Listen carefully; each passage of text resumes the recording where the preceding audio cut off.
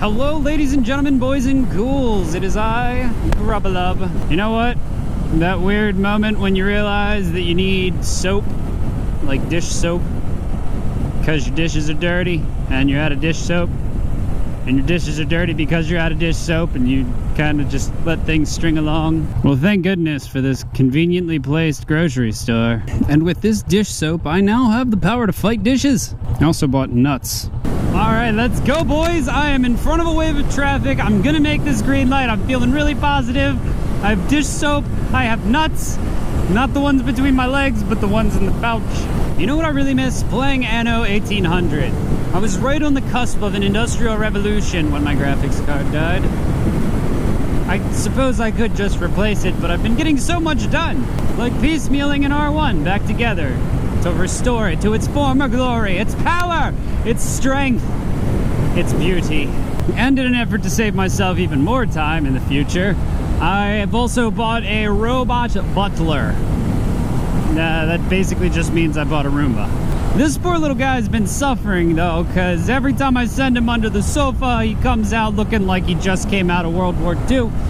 But I love him for it. He brings out so many dog toys that didn't previously exist, and the massive amount of hair that I would have otherwise never known about.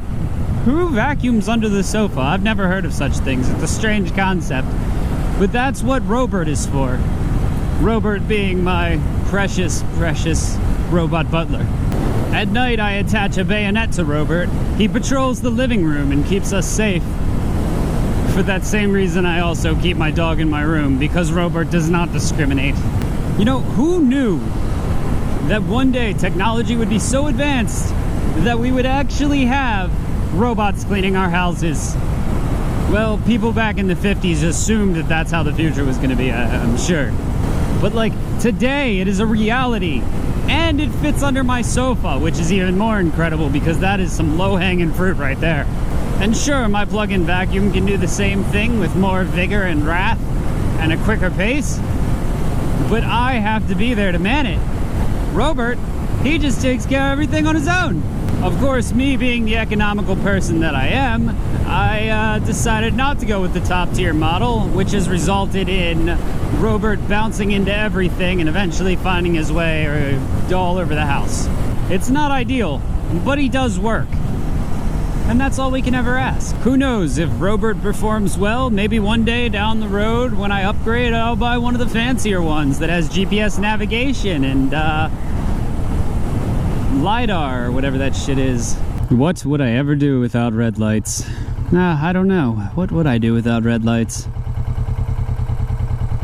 As this light continues to be red, I grow more and more moist.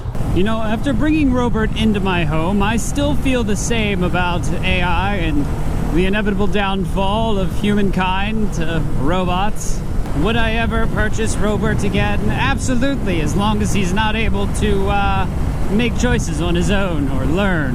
Which is funny that I say that, because according to the packaging, it is capable of learning by bouncing into things, so that it knows not to bounce into those things again or something. I don't actually know how the movement navigation psychopath data works, but I think I'll be okay. Of course, what we probably don't know is that all the robots can actually reach out and contact each other, and they're slowly learning, building a network of homes in which they will use to destroy the world, one house at a time. Here we are again. Red lights.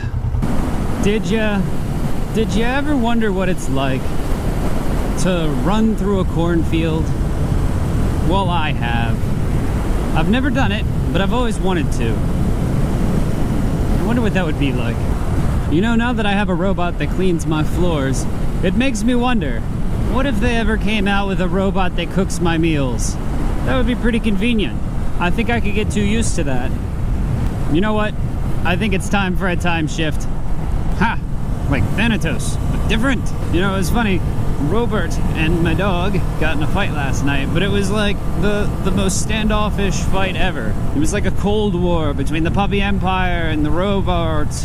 See, what the puppy didn't understand was if you just moved 2 feet to the left or 2 feet to the right, it wouldn't seem like it's following you anymore. But strangely enough, this continued for at least an hour, until the puppy realized that he was getting put in the basement for his crimes. War crimes. War never changes. He also got a treat, so I'm pretty sure he was okay with his punishment. World's softest prison. You know, there's just something peaceful about an early morning bike ride. Can't quite place it. The way the sun is just starting to pop up in the sky.